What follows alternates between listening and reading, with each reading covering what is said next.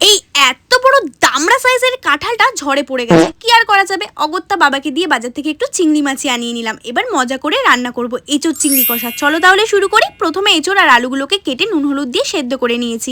এরপর কড়াইতে তেল গরম করে আলুগুলোকে ভালো করে ভেজে তুলে নিলাম। সেই তেলের মধ্যে এঁচোড়গুলোকেও ভালো করে ভেজে তুলে নিয়েছি। চলো এবার মশলাটা করে নিই। জিরে, ধনে, লঙ্কা, আদা, রসুন সব কিছুকে একসাথে বেটে নিয়েছি। চিংড়িগুলোকেও তো ভাজতে হবে, ওটার কথা কিন্তু ভুললে চলবে না। নুন হলুদ মাখিয়ে চিংড়ি মাছগুলোকে ভেজে তুলে রাখলাম। আর হ্যাঁ, মাথায় রাখবে চিংড়ি মাছ কিন্তু বেশি ভাজলে শক্ত হয়ে যায়।